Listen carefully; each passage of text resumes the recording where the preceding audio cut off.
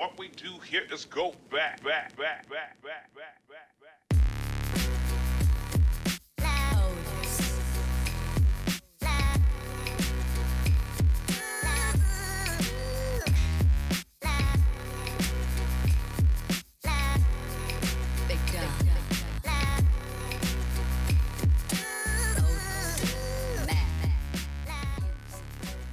Welcome to the Butler Press Pass. I'm Peyton Kime. And I'm Chris Lewis. We have a fantastic show planned for you today, including a feature on Paul Jorgensen, along with a live interview with men's basketball coach LaVall Jordan. Chris, you excited? Absolutely. It's going to be a great show. Let's get right into it. Let's start off by looking back at last week's games against the Creighton Blue Jays and other highlights from across Butler sports. On Tuesday, the Bulldogs improved their tournament resume by knocking off the Blue Jays by a score of 93-70. In his final game inside Hinkle Fieldhouse, Keelan Martin dropped 26 points while shooting an efficient 10 of 15 from the floor. The team had the weekend off, but returns to action on Wednesday at St. John's. The baseball team took their undefeated record on the road this weekend for a 4-game series against the George Mason Patriots. The Bulldogs took Game 1 by a score of 5-4 in 11 innings. Games 2 and 3 were part of a doubleheader on Saturday in which the Bulldogs took both games. The Bulldogs completed the 4-game sweep of the Patriots on Sunday with dominant pitching as they won 3-0. The team hits the road again next weekend as they head to Florida to face St. Peter's and Pittsburgh. Switching back to men's basketball, Paul Jorgensen has provided a spark on the offensive end for the Bulldogs this year. Through 29 games, Jorgensen has averaged just over 10 points per game in his first season with the Bulldogs since transferring from George Washington. Now, with more on Jorgensen, is our Eric Robinson. Redshirt junior Paul Jorgensen has been a source of energy for the Bulldogs since he transferred from George Washington University in 2016. He was required to sit out last season because of the transfer process, but said he took advantage of that year to improve all aspects of himself. Focus on schoolwork, focus on my game, my body, and other things I needed to improve to kind of maximize this year I was going to play. So overall, I enjoyed it. I think I benefited from it a lot. Assistant coach Emerson Campen said he saw a lot of improvement in that year off, and it has transitioned into his first year on the court for the Bulldogs. I think he used his year off and really improved his skill. His jump shot is a lot better than when I first got here, and he's a worker. He works really hard, and then, you know, as this season has progressed, we've got to see his personality, and he gives our team a lot of life, a lot of personality. When he's humming and playing well, we're pretty good. Jorgensen said he gets some of that energy from playing at Hinkle Fieldhouse, an arena with fans that he says are tough to beat. I think we got the best fans in the country. You know, when you make a big shot or make a big, defensive stop in Hinkle, it's nothing like that sound when the place goes crazy.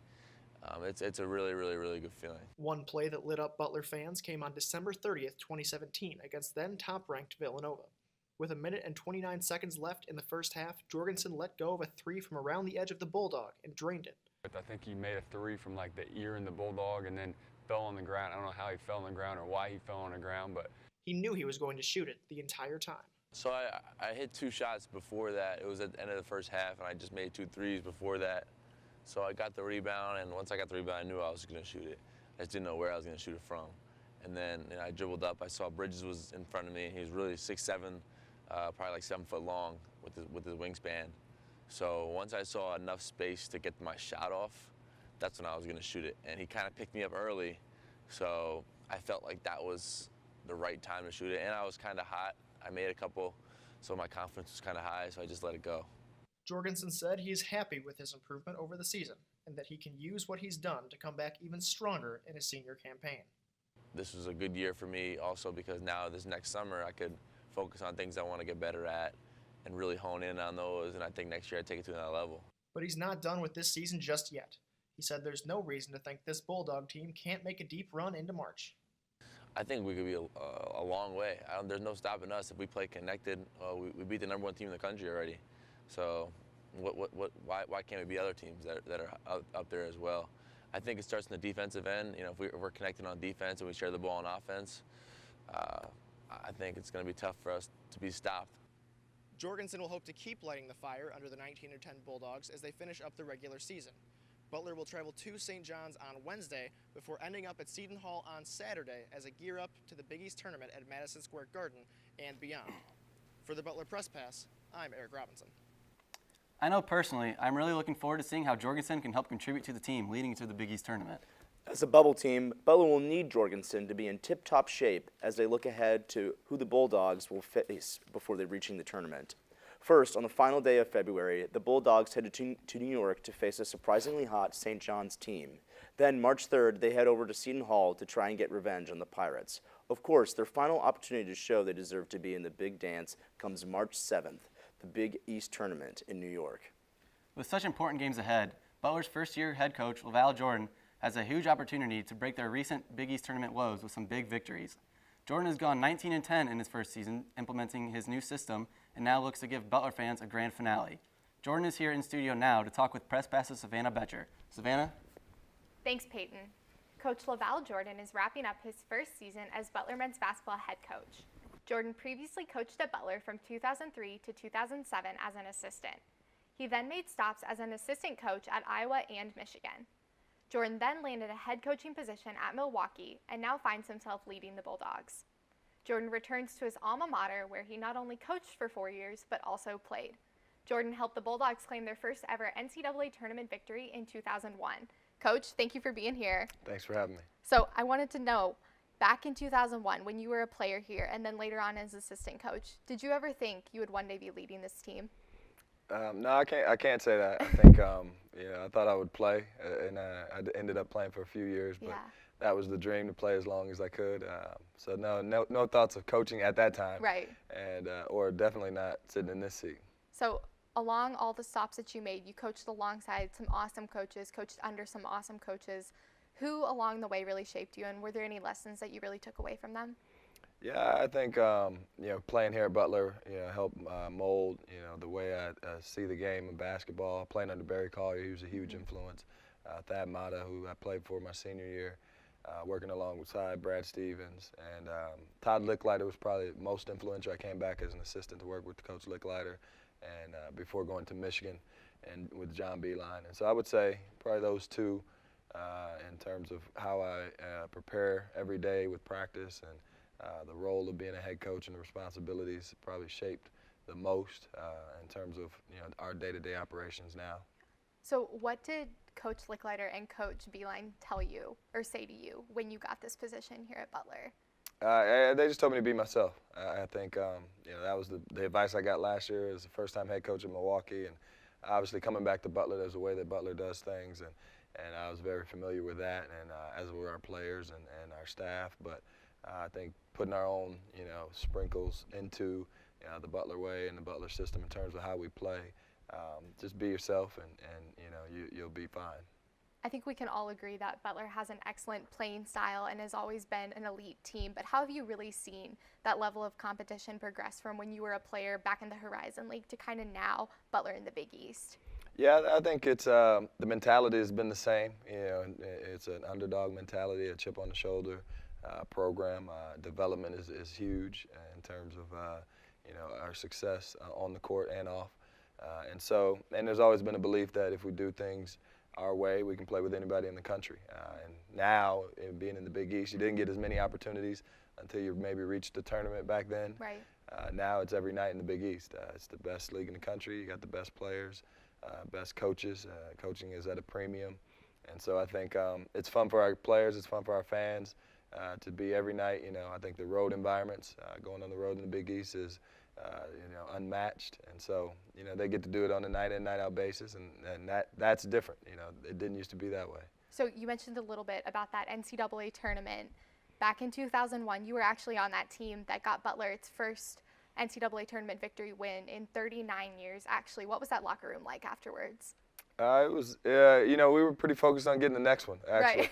Right. It had been a long time coming. I think for a couple tournament appearances, right? We had a few ourselves, and the year before we'd lost a heartbreaker to Florida in overtime, and so we were itching to get back to the tournament to see someone, and felt like we could advance, and regardless of who it was, it happened to be Wake Forest, and so we thought we could do more damage than just one game, but unfortunately it stopped at one. Of course, it broke the streak though, so got that one victory, and so kind of looking in the present right now, Butler's about to head to the Big East tournament. Winless in the Big East tournament since joining the Big East after being in the Horizon League. Are you feeling the pressure at all? No, I wouldn't say that. I think you know it's we got to finish the regular season strong, and that's Right. where our focus is. But obviously, you know, Madison Square Garden, the Big East tournament, has a ton of history to it, and I think our guys are aware of that. Fans love going out there, and I think it'd be special. You know, it's Butler's done so much in terms of our basketball tradition and success, but this is something that, you know, for our seniors to be able to do something that hasn't been done yet, I think that'd be pretty special once we get to that point. And so, you know, they'll help lead us, you know, once we get there. But right now we got a couple road games Right. that we need to go and compete well in and finish strong here in the regular season, and then it'll be on to Madison Square. What advice do you have for your players that you were given before that NCAA tournament game back in 2001 that you're going to pass along in the coming weeks? You know what? I think it's the ability to stay focused and just kind of be in the moment. You know, you can get to, it can be overwhelming if you're thinking about winning a national title, Yeah. you know, all at once. But there's one game ahead of you, and it's surviving advance as much as you hear it. You know, once tournament time comes around, and if you have to take that mentality, and your focus has to be just on that one game and shrinking the game and, Right. and making it just about one possession at a time. Now, you mentioned those two seniors, of course, Tyler Weidman and Keelan Martin. They're going to be graduating in the next coming months. What kind of an impact have they truly made on this team this season? Yeah, I think they've grown a ton. I think that'll be their legacy just as leaders. You know, they had 5 seniors leading them last year, and Right. they had to find their own way to lead this group. And so just watching them as they've made progress, you know, every day in leadership on the court and off, and seeing this team kind of rally around them has been fun to watch. It's been fun to coach and be a part of. And so, yeah, I think down the stretch here they're going to be very important, and I think they have the locker room's attention in terms of moving forward in the tournament. So, of course, players are awesome leaders, but you are also a leader. You are what I consider a player's coach, and I'm sure you've heard that before. I remember there was one moment earlier in the season that Kamar shot a 3, and he was just on fire during the game, and you were jumping up and down on the sidelines. I think it was during a tournament. You were just so excited. Why do you show those emotions to your players? Well, I think it's you know, it's an emotional game you play. Yeah, there's ups and downs in 40 minutes. We've played a couple that have gone longer than 40, and so I think when Kamar made that shot, it was to send it to overtime, and so. But I think there's a raw emotion to it, and you're in it, you know, every day in practice with these guys, and you know, I think it's a family feeling. I hope it is, and so when they have success, we're cheering for them, and when they're down, we're there to pick them up and encourage them as coaches and mentors, and they do the same thing for each other as teammates, Right. and so I think you have to model the behavior you want your team to display, and we try to do that as a staff. Do you have any specific moment in this season that was like a turning point for you as a coach or maybe the team as a whole? You know, I think there's been, moments. I think the Ohio State game was a big moment for us where we were down and had to rally back and showed a lot of resiliency and grit.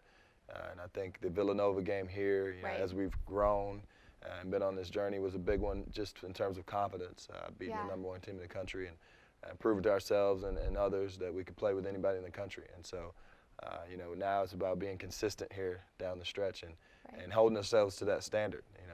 It's not just about the one game or one time. And so that'll be the mission down the stretch here. So heading into these next few games, Big East tournament, NCAA tournament, what are you going to do to really make sure that camaraderie on the team stays positive? Yeah, I think that's up to our our guys in the locker room and our seniors as much as it is the staff. Trying to the balance between doing what you need to do on the practice court, but not being out there too long so that they have the energy to compete. Right. Because the coaches aren't saying anything new at this point in the year. So now it's about player ownership and player leadership. And so I think we've got a good start, and I think our seniors have a good handle on that, and they'll be leading us down the stretch. Awesome. Well, game on Wednesday night, Big East tournament in a few weeks, NCAA tournament coming up. Coach, thanks for taking time out of your busy schedule to be here with us today. Good luck the rest of the season. Guys, back to you. Thanks. Every week we showcase our certain players or highlights from our week as our top dog. With more now on our top dog moments is Grant Anschutz. The number 3 top dog moment of the week comes courtesy of Butler men's golf. Sophomore Logan Sabins won the Invitational at Savannah Harbor by 2 strokes. Sabins finished 7 under par after 54 holes of play. Checking in at number 2 is Garrett Chrisman. The third baseman won the first Big East Player of the Week award of the season after driving in 7 runs through their first 4 games. And the number 1 top dog moment of the week was senior night at Hinkle Fieldhouse. The team's 2 seniors, Keelan Martin and Tyler Weidman, led the Bulldogs to a 93-70 win over the Creighton Blue Jays. Martin led all scorers with 26 points, while Weidman finished with 8 points, 4 rebounds, and 3 assists. Both seniors received plenty of applause from the Butler crowd during their last game in Hinkle Fieldhouse. This has been the Top Dog Moments of the Week. Thanks, Grant. Now it's time for a weekly roundtable. Joining me now is Grant and Eric. What are your predictions for the game against St. John's? Eric, you can start. So I think that this game on Wednesday is going to be a game where 2 teams with a lot of momentum are coming to play. Butler, obviously, with a very emotional win on senior night at Hinkle Fieldhouse over Creighton, big tournament implicating win. And then St. John's, they may be at the bottom of the conference, but they've beaten teams like Duke, Villanova. So it's not going to be a pushover game. Winning on the road in the Big East is never easy, but I think that given the momentum that the Bulldogs have had, I see them coming out on top. Grant? Yeah, Eric, like you mentioned, the positives for Butler going into this one are they've won 2 in a row, Providence and Creighton. St. John's has a bad conference record, 3-13, and the score in January was 70-45 Butler, so almost a 30-point win there. But last year at St. John's, Butler lost, and like you said, St. John's has won 4 of their last 6, beating Duke and Villanova back-to-back in the process. So for me, I think it's going to be a closer game than people might expect, especially if you just look at that January score. So I have it around 75-65 Butler. If the Bulldogs lose tomorrow, are their tournament hopes in jeopardy, Eric? I don't think so. This team has beaten teams like Villanova. They beat Ohio State. Those are teams that have really improved their tournament resume a lot by performing really well this season. And their worst loss right now would be Georgetown. So adding St. John's to that doesn't help their tournament chances, but I don't think that it does enough harm to knock them out of the NCAA tournament. Where do you think the team will be seeded if they make the tournament? So as of this week, ESPN had Butler at number 6 seed, while CBS had Butler at an 8 seed. And so since kind of January, Butler's been around that 8, 7, 6 mark, and I don't expect it to change too much from there. I guess worst case they could be around a 10 or 11, best case up to a 5. So I think you're talking in that 5 to 10 window, but mainly the 6 to 8 window. Yeah, I think that it's going to depend a lot on what they do in the Big East tournament. 2 more games on the road could really help them out, St. John's and Seton Hall. But it's really going to come down to what happens at Madison Square Garden. Right now, I have them at about an 8, but if they do well in the tournament, I think they could easily move up to about a 6. What's the ceiling of the Butler basketball team, Grant? I would say Final Four. I mean, because as we've seen in past years, anything can happen in March. And two of the 1 seeds in the tournament right now are supposed to be Villanova and Xavier if that holds out. And that helps Butler because there's some familiarity there. If you run into them at the later stage in the tournament, it's probably a little bit easier game plan against them as opposed to Virginia or Michigan State or another 1 seed. Also, they have the senior leadership you need to make a deep tournament run, and Keelan Martin and Tyler Weidman. And as we've seen also throughout the year, there's been really no clear number 1 in college hoops. Everyone's been beatable. There's no 39-0 Kentucky team like that one year. So I think it's anybody. The Final Four is the ceiling. Well, that's all the time we have for today. For Eric and Grant, I'm Chris Lewis. This has been Butler Press Pass. We had our credentials, and now you have yours. See you next week.